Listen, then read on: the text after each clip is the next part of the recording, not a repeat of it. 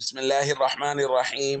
عن ابي هريره رضي الله تعالى عنه قال قال رسول الله صلى الله تعالى عليه وسلم: لقد كان فيما قبلكم من الامم محدثون فان يك في امتي احد فانه عمر. رواہ البخاری۔ نبی کریم صلی اللہ علیہ وسلم نے ارشاد فرمایا، پکی بات ہے کہ تم سے پہلی امتوں میں محدث ہوا کرتے تھے، یعنی وہ لوگ جن کو الہام ہوتا تھا۔ حضور علیہ الصلاۃ والسلام نے فرمایا، اگر میری امت میں ایسا کوئی شخص ہے تو وہ عمر ہے رضی اللہ تعالیٰ عنہ۔ دوستو، حضرت عمر رضی اللہ تعالیٰ عنہ کی شخصیت الہامی شخصیت تھی، اسی لیے بارہا ایسا ہوا کہ کسی معاملے میں جو رائے حضرت عمر رضی اللہ تعالیٰ عنہ کی ہوتی تھی، قرآن کریم بھی اسی رائے کے مطابق اترتا ہے، یعنی قرآن کریم حضرت عمر رضی اللہ تعالیٰ عنہ کی رائے کی تائید کرتا تھا۔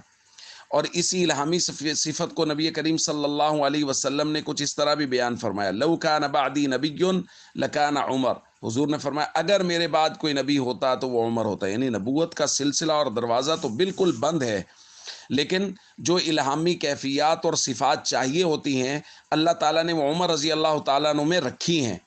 نبوت کا دروازہ بالاتفاق بالکل بند ہے، لیکن الہامی کیفیات حضرت عمر رضی اللہ تعالیٰ عنہ میں موجود ہیں۔ حضرت علی رضی اللہ تعالیٰ عنہ فرماتے ہیں، ما نبعد ان السکینۃ تنطق علی لسان عمر۔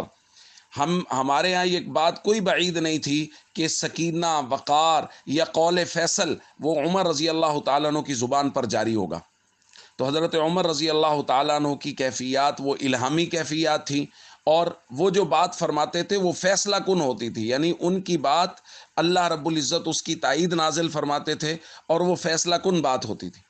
اس لیے حضرت عمر رضی اللہ تعالیٰ عنہ سے محبت، عقیدت، تمام صحابہ اور اہل بیت سے محبت رکھنا، اور صحابہ کرام کی صفات، یعنی مختلف صحابہ میں مختلف صفات دوسروں سے زیادہ ہوا کرتی تھی، تو الہامی صفات ہونے میں حضرت عمر رضی اللہ تعالیٰ عنہ دوسرے صحابہ سے منفرد ہیں۔ والسلام علیکم ورحمۃ اللہ وبرکاتہ۔